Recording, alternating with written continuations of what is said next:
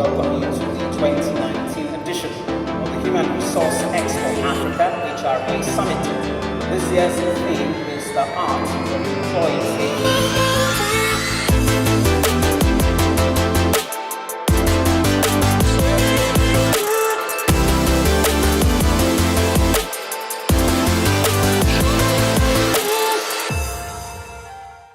In 2015, she created an initiative called the Unofficial Christmas Party, a high-production, multi-corporate end-of-year party that allows companies outsource the design and planning of their end-of-year activities for their teams and clients without the overhead of time, effort, and money.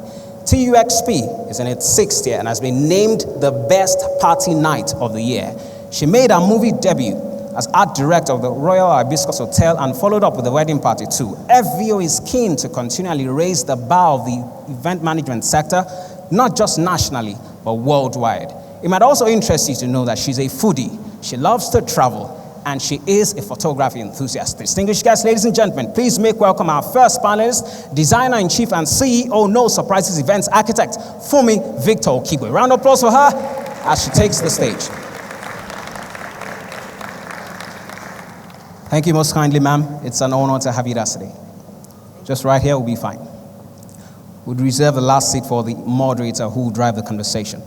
Ladies and gentlemen, first panelist already seated. Our second panelist is a Nigerian comedian. Allow me to change that Nigerian. He's an international comedian, actor and writer from Delta State, Nigeria.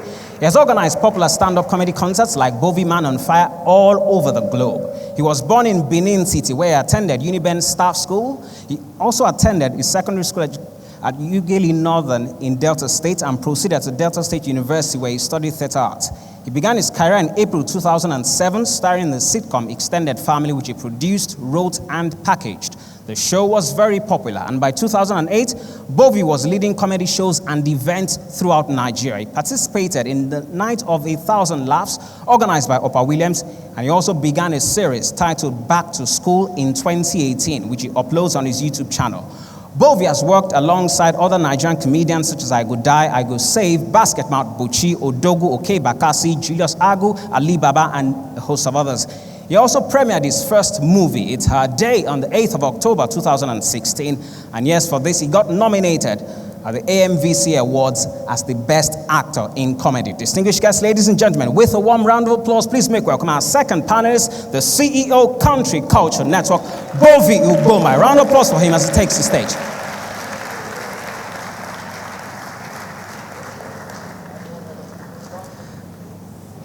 Thank you, Bovi. It's an honor to have you with us. Just right beside FBO will be fine. Ladies and gentlemen, panel almost complete. Panelist 3 coming up shortly.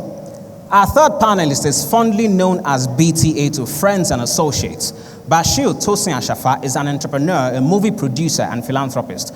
For over a decade, Bashir has worked in, among other ventures, property development, marketing, and engineering/project management.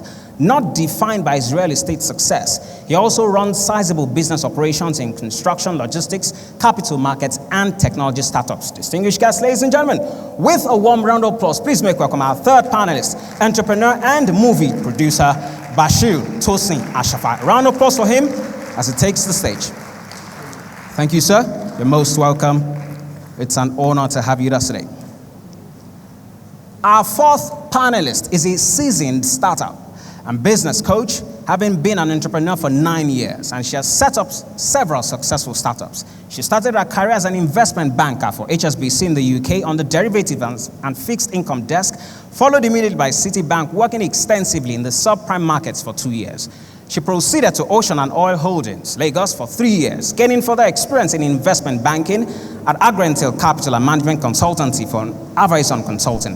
While in these roles, she was engaged with clients in tech, advertising, design, aviation, engineering, FMCG, retail, and beverage industries. She also crafted media strategy at One Music and is currently a business director at Roosevelt Limited. Wonuola is co-founder of fashion retail platforms, Le Space and LPM, and co-founder of Mayday, a multi-brand fashion and business store. Mayday Retail Group, a successful department store, opened 2 stores within its very first year of launch. She also holds a bachelor's degree in engineering in chemical engineering from the University of Nottingham and an MSc in biochemical engineering from the University of Birmingham. She sits on the boards of various organizations, including Mayday Retail, New 306 Limited, Liquid Logistics Limited, Smash Media, Old Fashion Africa, and Light Design Limited. Distinguished guests, ladies and gentlemen, with a warm round of applause, please make welcome our fourth panelist, the principal coach, Big Startup, Wonuola Okoye. Round of applause for her, ladies and gentlemen, as she takes the stage. Thank you, ma'am. It's an honor to have you today. Right beside BTA will just be fine. Ladies and gentlemen, our panel is complete. All panelists are seated. And yes, to drive the conversation, I have the singular honor of inviting the moderator of this panel discussion. It might interest you to know that our moderator is a human resource strategy consultant and HR visionary who has helped organizations build and optimize business units. She has been involved in a number of HR-related projects, varying from HR strategy development, transformational initiatives, core process, leadership, culture, and employee engagement. She's currently the managing consultant at Doheny Services Limited, a position she has held for 14 years. She's a chartered fellow of the CIPD, an alumnus of the Lagos Business School, Pan-African University, a qualified test user for ability and personality, BPS level A and B, and an alumnus of Peterhouse, Cambridge University. Erefa has facilitated different retreat management, team building, and strategy retreats across different sectors. Prior to her appointment, she had a number of years' experience as a recruitment consultant with Upper Limits Consulting in the UK. She's passionate about graduate development and started the Doheny Graduate Finishing School in 2007, where she grooms university graduates to face the ever-changing world of work. She's also the founder of HR Expo Africa, the Human Resource Expo Africa, an annual HR conference and exhibition. The summit is one of Africa's biggest human resource professional gatherings with over 40 sessions and 50 speakers from all over the world. Distinguished guests, ladies and gentlemen, please make welcome the moderator who will drive the conversation for this panel discussion, the founder, Human Resource Expo Africa, and managing consultant, Doheny Services Limited, erefa, Fine Country, Coca, FCIPD. Round of applause for our ladies and gentlemen.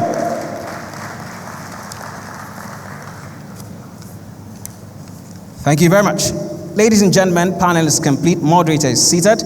At this point, I would like to hand over proceedings to the moderator. That wasn't part of the plan. I'd like to hand over proceedings to the moderator who will drive the conversation. Madam Moderator, over to you. Let the conversation begin. Ladies and gentlemen, final round of applause for our panelists.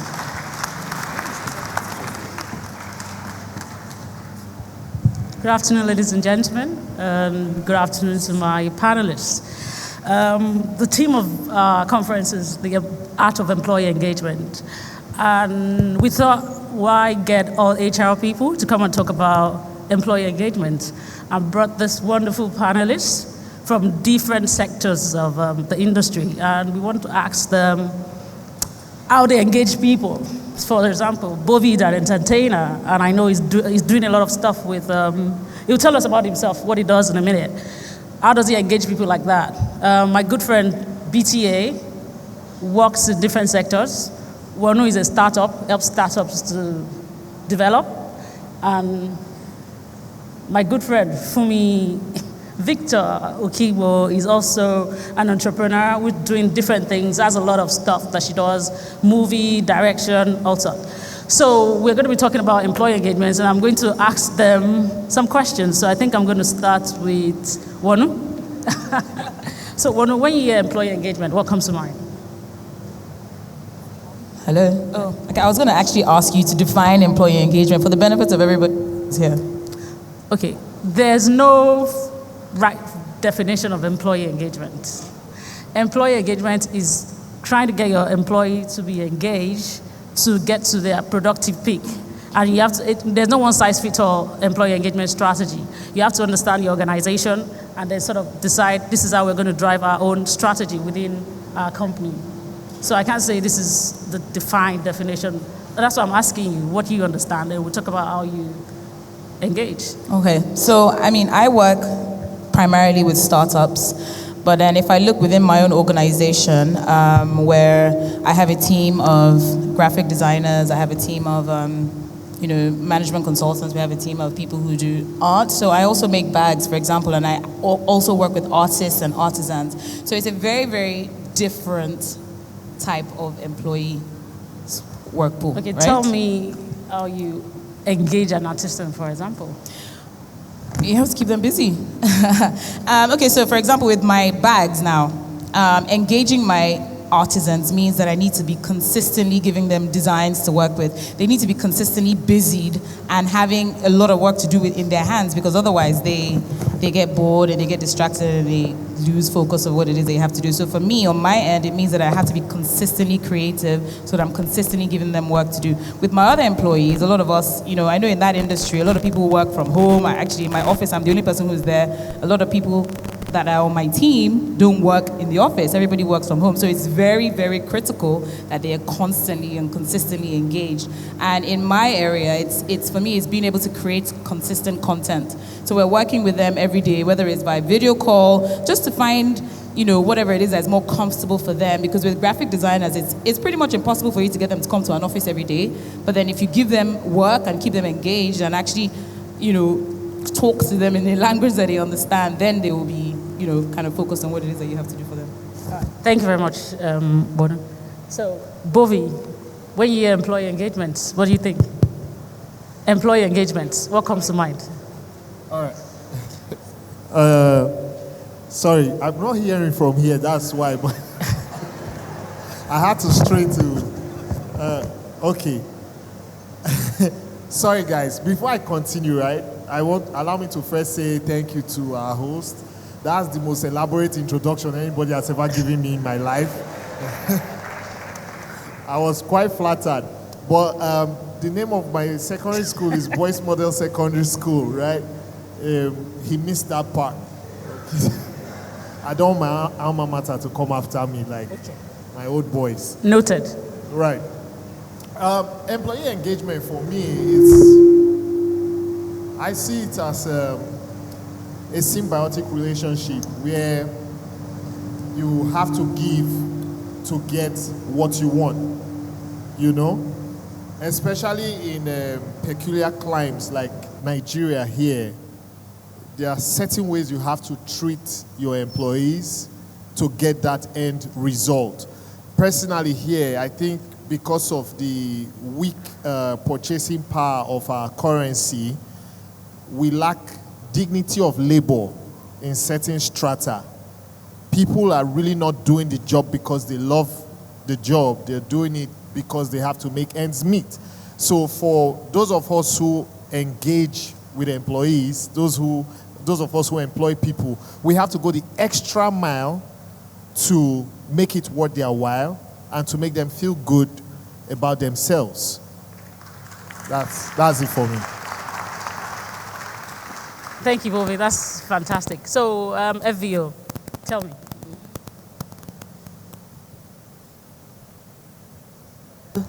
Hello. I wonder why I have to come after Bovi. I hope you guys are going to clap for me the way you did for him. Bovi says hello, and everybody's like clap, clap, clap. Anyways,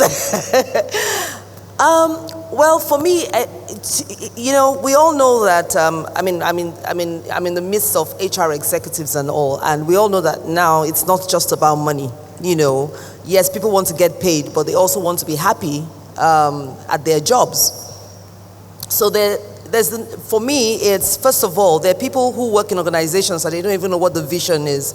And when I say vision and mission, it's not just what you slap on your website. It's about, do you engage with your employees? Do you talk to them about your vision? It's an ongoing thing. So for me, there's the usual induction when new members of the team join.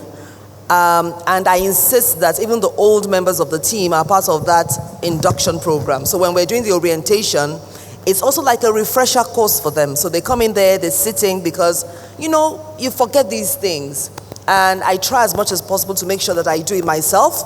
It's very important that they hear it from my point of view, my passion and everything flows through when I do these things. So there's the mission statement. There's also the inspiring your employees to do better by appreciating them.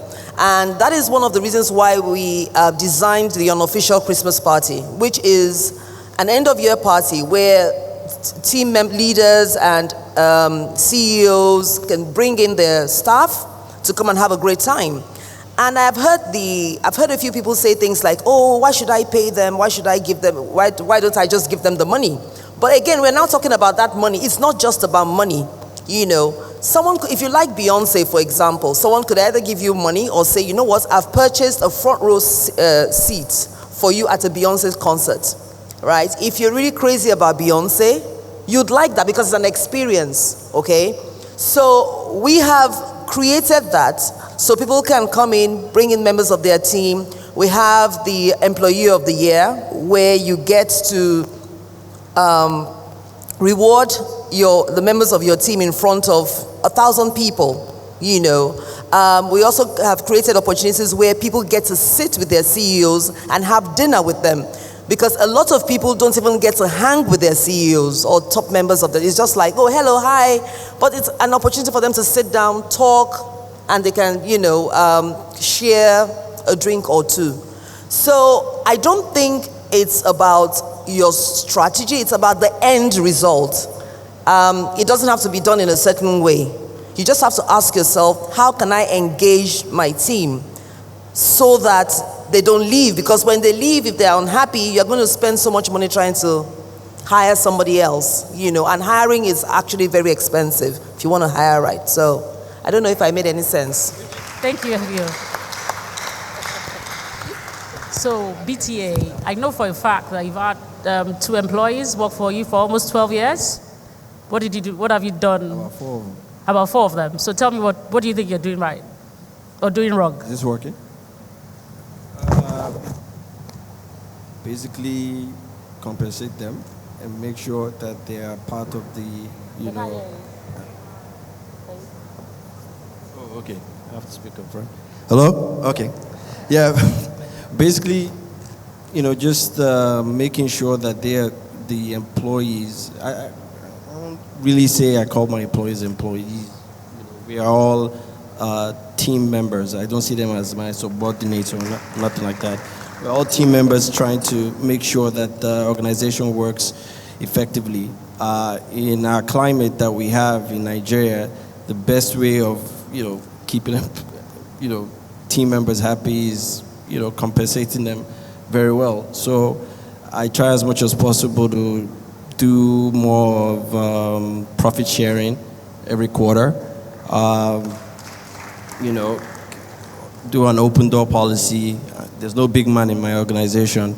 You can come through, see me at any time, call me at any time, you know, come to my personal house at any time. That's the way I want to, you know, run my organization. You know, so keeping employees engaged, just make sure that they're well compensated. That's it. I don't know if I made any sense. Okay. Interesting. We all know money is important, but how about a small size organization? So why don't you work with a lot of startups? I'm a small size company. I know you are, but I I know you are. I'm just Right. saying, okay, so let me throw this question at Wonu. Okay. As dealing with startups, how would you advise a startup organization? So I'm an entrepreneur, I have this vision, and I have 4 employees, but I don't want to change them every quarter. This is like me. How do I keep them? How do you keep them engaged? Okay, I mean, I think basically I'm going to... And I don't have enough money to compensate them. You don't have enough money? To compensate them. How are they going to live? I mean, I personally, I mean, for me, it's very important that you're able to compensate your staff regardless of how much money you have, because the truth is you can't expect people to work for you diligently and faithfully if you're not going to be able to compensate them. So I think that that's one of the biggest things that you find is that in as much as people want to be committed to your vision and committed to your dream, they need to know that, you know, they're going to be compensated in one way or another, even if it's, like he said, profit sharing, whether you're giving them, you know, equity in the business, just making them feel like they are a part of the business, not just by mouth, but also compensating them in whatever way or the other. And I'm going to even buttress on what FVO said about, initiating them into your business and initiating them into your business culture and giving them an understanding of what it is that you're going, what your vision is and where you're actually trying to get to as a business. I think that orientation is very, very important and very, very key in ascertaining the kind of people that you actually want on your team. So you need to also be on the same page. I have my team, we're very, very open. We talk about everything. We share each other's challenges and difficulties at work and also in life, because the human aspect of it is so, so important. And you need to be able to level and relate to them on whatever it is that they're passionate about. I always ask them, what do you want to do? Like, it doesn't have to be what we're doing now because you may be passionate about hairdressing. I want to know that because I want to be able to fuel that passion in other ways.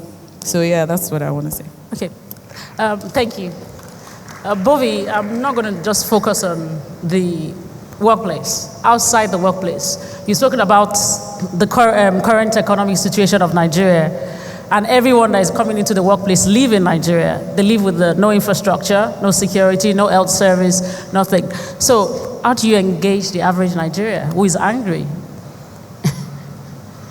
Well,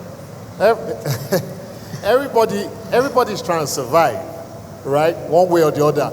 I think what's most important is, okay, know that you need a job. And then I usually tell my friends that employing people is not just about getting people to do that job. You need to find out exactly what works for them. There are people who be like, oh, I need a job. Not necessarily, I love the job that I am looking for, right? Now, for those who even love that job, I usually tell my friends, you should check out their temperaments, because if you put a square peg in a round hole, it won't fit. I operate by the 4 basic temperaments that I know: the sanguine, the choleric, the phlegmatic, and the melancholy. Sanguines and cholerics are extroverted people. So pinning them behind a desk will basically not yield the kind of results you want. But phlegmatics and melancholy are more introverted people. One day in the life of a phlegmatic or melancholy can seem like 1 hour, which means they can last long in an organization and put things in place. But there are people who are just natural marketers, they are field workers and all. So it's about finding how best they can function. So someone can come to me and say, oh, I trained as a videographer, right? But maybe that's not what he's called for. He probably did that just so he can survive. He needed a training to survive. So I look out and find out what it is that drives that person, what it is that person is passionate about, and help them find that part. That's it for me. Okay, it looks like we're all talking about driving employee engagement in the same direction, knowing your employees, what drives them, compensate them, very important. But so there's some employees, they've worked with you for about 10 years. You've given them profit share, you've done everything, but there's something missing. How do I find what is missing? How do I still keep this person engaged? Do they need to leave? Do I need to step down for them? But they know that the only job is my job. So what do I do to such a person? I think it boils down to the individual. I mean, people are different, yeah? There are people who you would encourage beyond that job that, look, you need to move on. What's your plan for your life? And then I tell people that not everybody is also cut out to be an entrepreneur or a business owner. Matter of fact, some people's gift is in managing a business. Do you understand? So if, like, someone who is in a job for 20, 30 years will tell you that it was like yesterday when he started. If that's the passion, you don't push them away, as long as you're not cheating them, as long as they are growing, both financially and otherwise, you know. Excellent. Tosin, do you have anything to say to that? Well, in terms of engagement and keeping Somebody who's like you have 4 employees who stayed with you for 12 years. You think they're itching to go? You just be compassionate. We already know, this our economy and this country, as it is tough and is very hard. You don't want to, add more stress to your, team members coming in from different, backgrounds. So, for example, I try as much as possible to remember their birthdays and create a bond that they have cakes and we celebrate each and every one of our employees. Plus making sure that their health is in check. So I make sure that every one of the staff there has health insurance. They visit the doctors, often. Just making sure that you care, leading from the heart, so they can come in and, pull in their best. That's the way I try as much as possible to keep the people that have worked with me for this long together. All right, thank you, Tosin. For me, what do you think disengages employee? What makes an employee? So you hire this fantastic person, you've done all your onboarding, you've done everything, they're working well, everything's going on well, and say 8 months down the line, you just find this is not the same person, something's going wrong. How do you find out what's going on? What do you think happens along the way?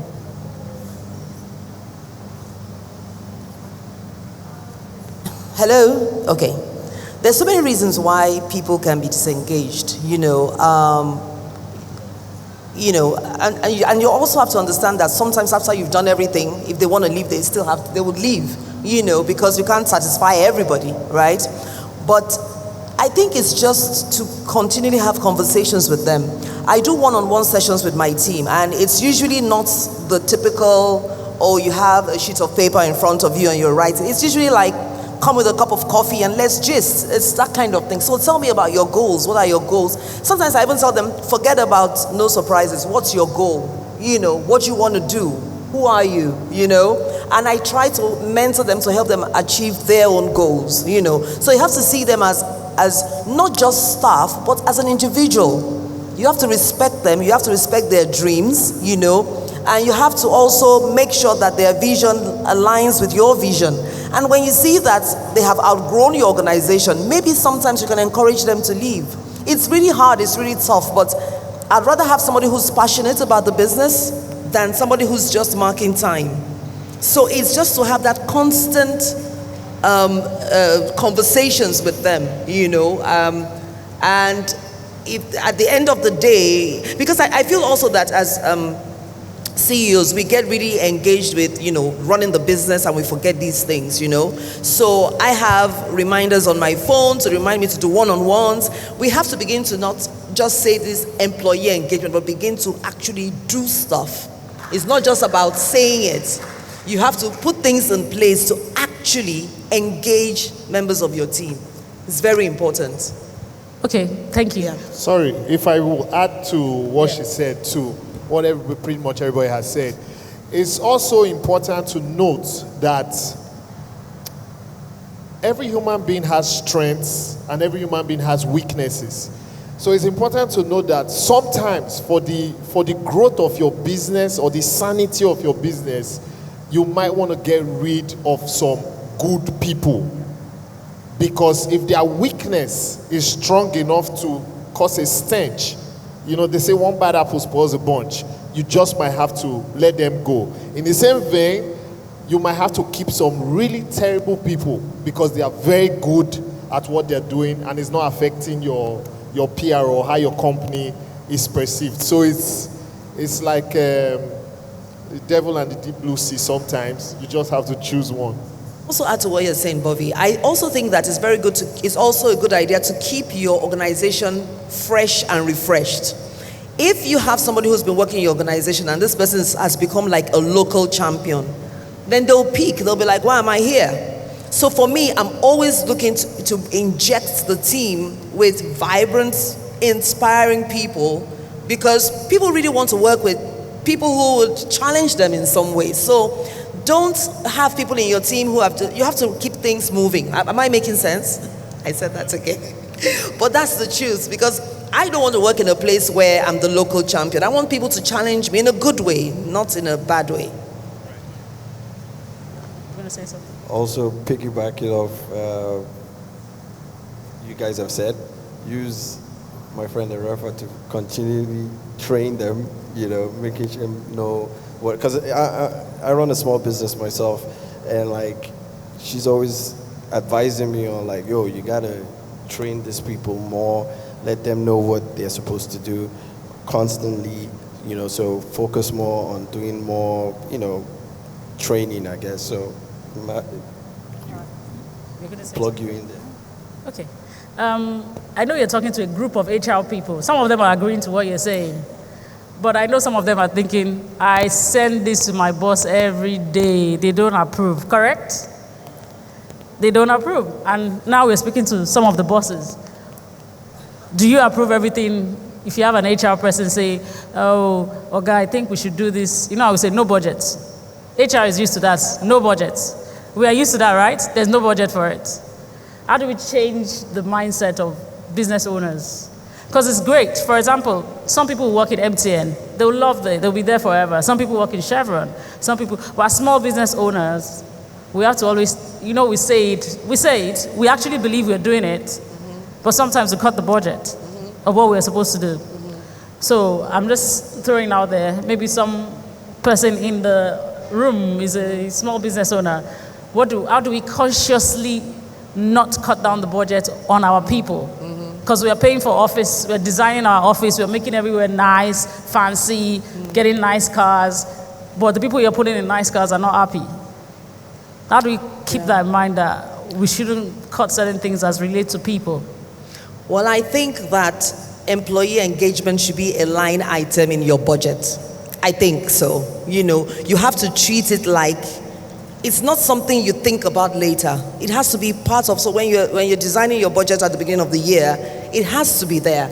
Because they are the ones who are going to make the money for the organizer. So if you think it's something that, oh, no budget, but it's going to affect you in the long run, I feel so. It is so important, so there has to be maybe 5%, 10%, I don't know what it is. So when you're putting your marketing budget aside, your office expenses aside, you have to have a budget for your team, I don't know. Yeah, no, I totally agree with you on that. And just on that topic, like I'm currently working with one of the banks now, and they realized that there was one particular area of their regions that wasn't bringing the ROI that they wanted, because either the employees were not properly engaged. And we started this initiative where it's like a startup initiative. So we do like a competition among your employees to figure out what businesses it is that they wanted to start and then invest in them. And they found that investing in those people's businesses actually was an amazing thing for them, because of course their performance was so much better, because one, they feel like the employees actually care about them. And the second thing is, if you're actually investing in that person's business, you're a bank, for example, you know that those people are going to be your advocates forever. They're going to be talking about you. They're going to be using your bank, obviously, as for their own banking needs. So, there are different ways that you can actually approach that. And they found that they had a low ROI in one area, but then they decided that they should stimulate the employees by actually giving them something that was going to help their personal lives. So, yeah. Interesting. I was going to ask, Tosin, what's your thought on flexible working? Because I know that's something that employees will like. What do you think about flexible working? Can I work from home 2 days a week? No, in Nigeria. Sorry? Not for my industry, which is real estate construction. We need to establish discipline in my own industry. So first come in, clock in, let's have you on the time, then you can do whatever you want to do. But work, maybe in the creative industry, you can work out of your houses. But for my industry, you're going to open up for things that you can't control. So we'll go the traditional way. Come in, clock in. Let me see you. Let everybody see you. Then you can go out and do and come back in. Not a big fan of working out of home when I'm paying. Yeah, traditional. I'm still old school. Okay. On that. Bovi, what do you think? Flexible work? I think it depends on the kind of job. It really depends on the kind of job. However, it's very important for human beings to fellowship. So Yes, because if you don't do that, some people will work from the oddest places you can imagine. And what working together does is that it makes people focus. You get? It makes people focus. It brings the team together. There's just something about, I think human beings were made to fellowship. You know, you can watch your church service now from the internet, but people still go to church. Pretty much every movie that is coming out these days, if you are patient, you will find somewhere to download it and pay for it and watch it at the comfort of your home, but people still go to the cinemas. So what I'm trying to say is that people, if that applies for recreation, then it's very important that people come together to work. I don't understand. What does that mean? What? Recreation. If it applies for recreation, like watching movies or sitting at home. Okay. So in the workplace. Work is important that people come together, like he said, clock in and clock out, you know, and grow as a team. However, I'm of the opinion that we can actually work Mondays to Thursdays and take Friday, Saturday, and Sunday off. Yes, the times we live in now, pretty much almost everything can be done either online or with your laptop. You know, you don't have to come together every time. So I think it should be flexible. So do a 4-day week instead of a 5-day week?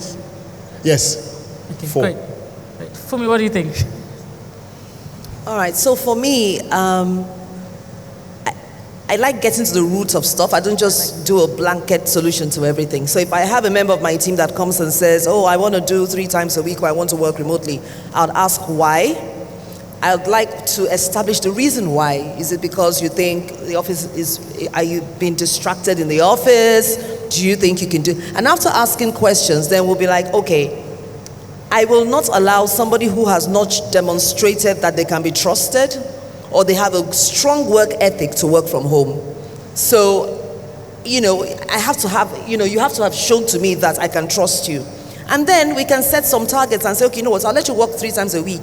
If you can meet these targets, if you want it hard enough, then you will meet those targets. And then we can start working. And then even when you work from home, we will set targets.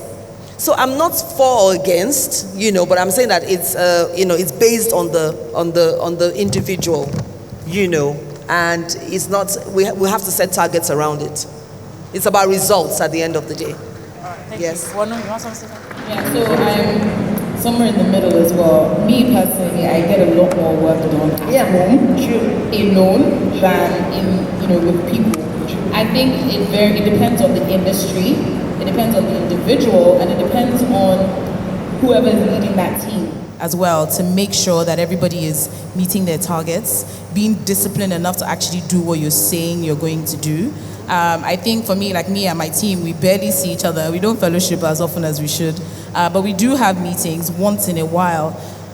And that doesn't mean that we don't communicate regularly. We communicate constantly, consistently, every minute of the day. Well, not every minute, that's a bit crazy, but we communicate whenever we need to, and everybody is responsible enough to know that, look, these are my goals, these are my targets, these are my deadlines, and have to meet those things. So because I work with a lot of creatives as well, you do not want to stifle those people, because they would, first of all, do rubbish, and then they will blame you, and then you have nothing. So it really depends, again, on the individual, on the industry, and the team lead. Okay, thank you. I'm told we're running out of time. Do we have any questions from the audience? Anyone with a question? Okay. Temi, can you?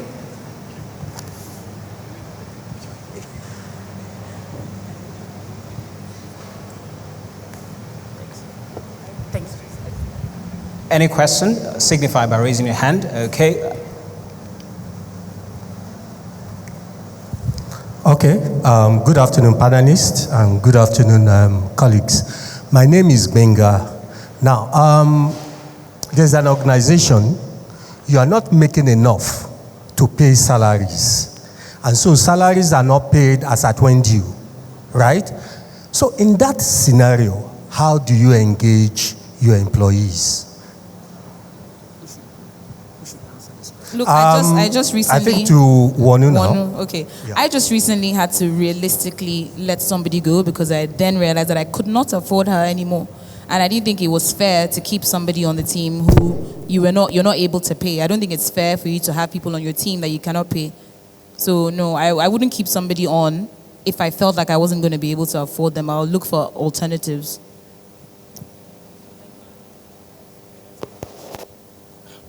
Well, that's one of the reasons why you are the CEO of the buck stops on your table. I think, for people that earn their salaries from, you have to do what you have to do to make them earn their living. So, as Wanu said, don't take something on that you can't afford, and you have to do what you have to do to make sure that they earn their salaries, I guess. Well, I'm a creative, so I will speak from my own industry now. We're in the kind of business where you can do something, even with your projection, and you will exceed it in profit. When that happens, we share, even if there's no agreement to that effect. Personally, I'll be like, we made more than we planned, take. So, in a case where everything bumps, that means I'm owing you. But if you have church mind, if you love God, let's share the loss together. But on a serious note, it also depends on what you agree in the beginning. Like I said, it's a creative industry. So if, for example, I'm owing my employees and I can't meet up based on the project we did, I usually tell them, don't worry, chill. I will get your money. If it's pressing and I don't have it, I will rather borrow and pay you. But that's on a personal level. I'll borrow and pay you, but I know the money will come. We really cannot quantify most of the things we do. We only just set a projection as a guide. Okay, we invested this, and we should be able to make this back and more profit. But sometimes. Final question. Keep it short. Okay, I wanted to say something to that, about employee engagement, not being able to pay salaries. So there are a lot of reasons why one cannot pay one's salaries. And I'm not even going to go into that because there's so many reasons why. But I feel that if you're engaged with your team members enough, it becomes something that they share with you, like Bovi said. They don't look at it like, oh, you're not paying me, I'm leaving. It becomes a problem for everybody, like how do we solve this problem, And engaging your team is not always necessarily about money. I'll give you an example. I work with creative people too. We do lots of events for corporates and all that. Sometimes we are working late into the night. And we have this thing. Sometimes it's like, oh, we buy akara and bread, agege bread, and drinks. And people start looking forward to like, are we having akara and bread today? And we're like, yeah, and everybody, it's not expensive.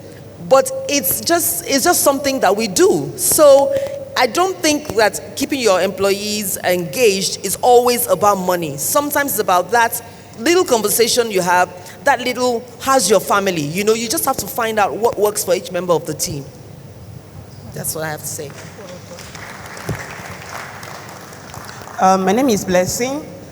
I would like to seek advice, if I can put it that way. It has to do with what we talked about, employee engagement vis-a-vis the upgrade of an organization. You have an organization that always tells you there is no money, the economy this, the economy that. And then, as employees, you see that renovations are going on, cars are coming in, and then every day they come to your desk at the HR tell you, now what's happening, now what's going on, this is not fair. And then you've made propositions to management, maybe proposing other non-financial benefits as ways to at least get these people happy. And it's not flying. What else can you do? Resign. Find another job. Find another job. All the employees, resign. Yes. There comes a time in life where you must recognize your power of choice. Right? The employees, except they're a union, except they can do something to get their money out, you should leave. A boss can have money or another business that he does, but if one business is doing bad and he's not paying salaries, right, but he's buying new cars from his other businesses and driving them, that's quite insensitive. Do you understand my point? Because they will think that, okay, maybe some checks came in and he's not being honest with us. So that's an insensitive boss. If his insensitivity is affecting you, open your eyes. There are opportunities everywhere. Find another job. Your sanity is the most important thing to you. Don't mess with it.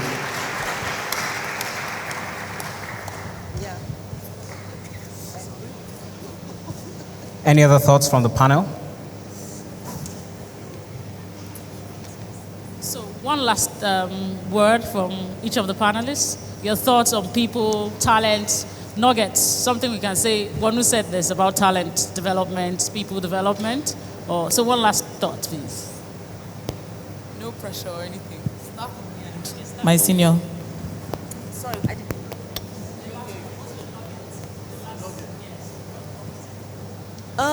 I just want to say that let's stop paying lip service to employee engagement and do what we need to do, okay? And it's not a one size fits all. Find every organization is unique. Every member of your team is unique. You know, like when people talk about love language, everybody has a love language. You find what their love language is. Find what inspires them and connects to them. And it's not something you just talk about, it's something you do something about.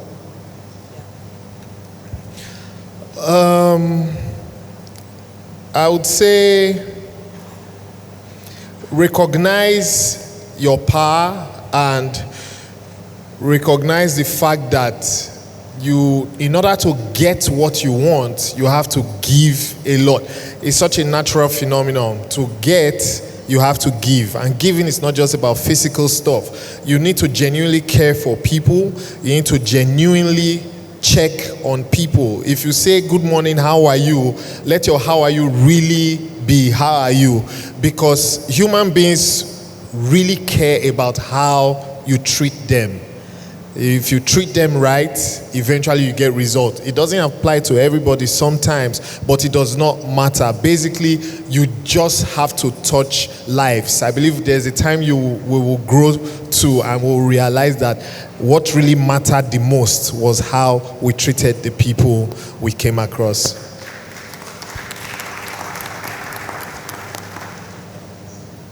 What would I say? I guess when your staff know that you care, and you listen, I think 9 times out of 10, I believe they want to give their all. So as a boss working in your own organization, try as much as possible to be compassionate. Just be compassionate. Nigeria is as tough as it is.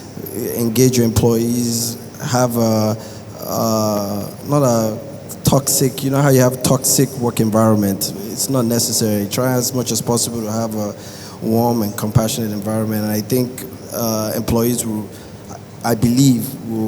give in their best if you create that kind of enabling environment within your organization.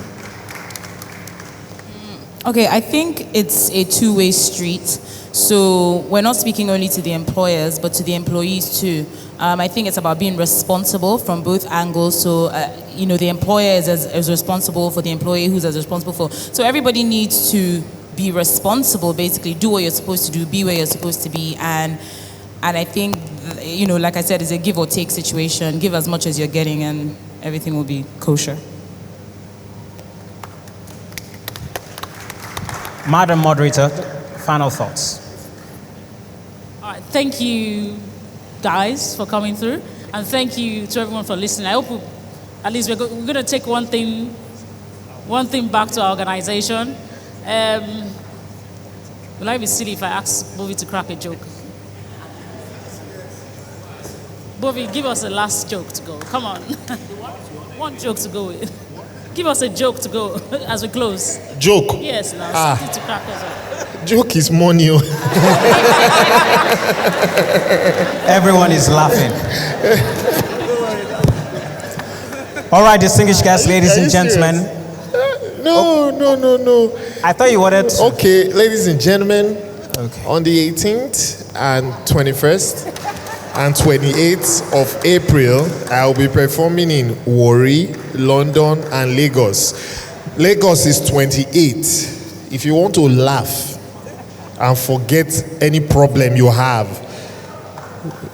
in a way that you will not remember the problem until the problem comes back, come on the 28th Echo Hotel, all right? And we'll have a good laugh, I promise you. Last bovi man on fire. Yes, the last bovi man on fire. Come, if you don't get a good laugh, I'll refund your money, which means I want your money, so just thank you. All right, ladies and gentlemen, there you have it. Please, a round of applause for all our panelists. Thank you very much, sirs. Thank you very much, ma'ams. And yes, it's been an interesting conversation. And at this point, the panel discussion is over. Please, another round of applause as our panelists go back to their seats. Thank you very much for sharing from your wealth of personal and professional experience.